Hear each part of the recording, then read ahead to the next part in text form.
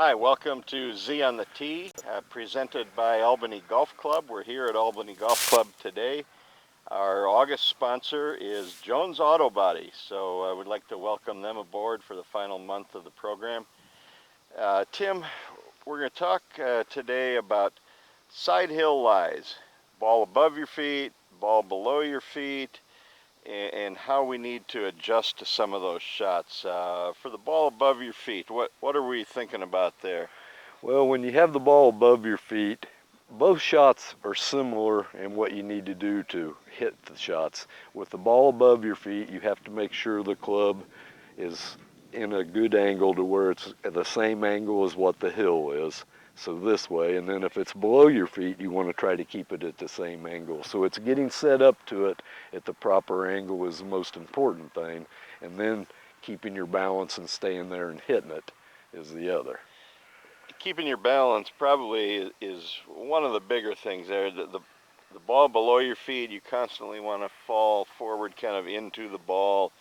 The ball above your feet, you're probably going to rock backward a little bit. Do you need to widen your stance at all? How do you maintain some balance in those situations? Again, I don't like to get my stance too wide. I'm going to try to get a stance, the proper stance to where it's best for me to get my balance. But again, the main thing is to get your club going with the line of the ground, and then that way when you swing that you come through it flush and hit it square, then you don't lose your balance as bad. Most of the time, the losing the balance comes after the heel or the toe of the club hits and then throws you off. So when you say keep your club even with the ground, you're talking about the bottom, the sole of yes, the like club head? if we're hitting it here, we keep it square this way, but if we're downhill, I'm saying I'm going to raise my hands a little bit and put the toe of the club down with the same angle of what the hill is going.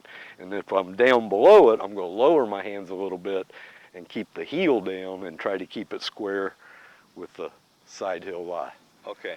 All right, we're going to head out to number 2 here at Albany Golf Club and hit some shots from a side hill lie. Okay, Tim, we're out here at number 2 at Albany Golf Club, and we've got a lie where we've got the ball below our feet. And I guess the natural tendency is that that ball is going to slice. So how are you going to approach this? How are you gauging that shot? What are you trying to accomplish? Okay, what I'm going to try to do in this situation, Doug, first thing I'm going to do is try to get a little bit closer to the ball, and that's going to enable me to lift my hands a little bit and try to get the club soled and going the same direction as what the ground is. What I don't want to do is keep my hands low, take my usual swing. The heel of the club is going to hit first, probably close it down. Instead of that little fade we're playing for, it's going to go left. So the main thing I want to do, move a little closer to it and try to lift my hands a little bit and get the toe of the club going and the heel going in the same direction of what the ground is. That way, when I swing, I can come into it and keep it square for good contact, and then it should just fall to the right as it comes down. Like I said, the main thing is, though, not to get the heel too low. The heel of the club hitting first, then it's going to probably miss-hit or you're going to pull it to the left. Okay, Tim, we've got the opposite shot here now. We've got the ball above our feet. Tendency to fall back a little bit on this shot. The tendency here will be for the ball to hook a little bit off this side hill. What are we doing here? Okay, what I do in this situation, Doug, I feel like it's easier to play this shot when you're below the ball than what it is above it, because I feel like it's so much easier to sole the club and get it soled properly with the flow of the land there.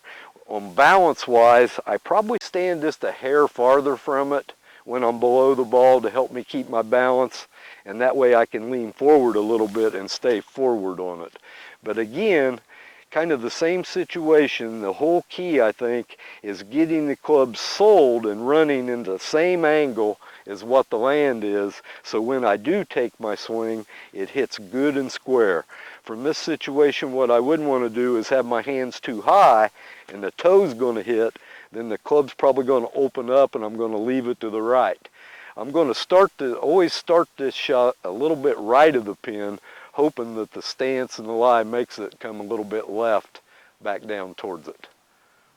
Okay, Tim, I'm going to try to execute that shot where the ball's above my feet, and I'm going to stand back away from it just a tad and just try to let the hill do its thing and take the ball to the left a little bit.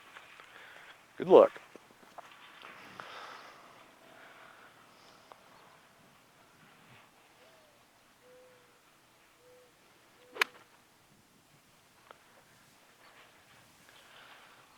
It's falling to the left as it come down. Yeah, it fell to the left a little bit. Yep. It was It looks like didn't move a lot, but looked like you hit the ground just a shade before you hit the ball and kind of opened the club head just a hair. okay.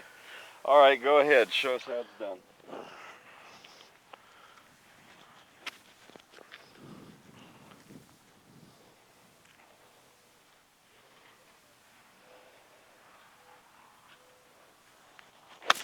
Oh, my foot slipped a little bit. Hit it good and solid and pulled it just a little bit. Yeah, your ball definitely moved to the left. You start- probably didn't start it out far enough to the right. Yeah, You started it at I kind of the pin. slipped and fell a little left, and I started at the pin instead of right, and hit down on the front of the green there and probably 20 feet away, 25 feet away. Okay. All right. Well, that's how we hit them off those tricky downhill and uphill lies. For Lethay Pegues behind the camera, Tim Pittenger here at Albany Golf Club. I'm Doug Zaleski. Thanks to Albany Golf Club and Jones Auto Body, the August sponsor, and we'll see you next week for another edition of Z on the Tee.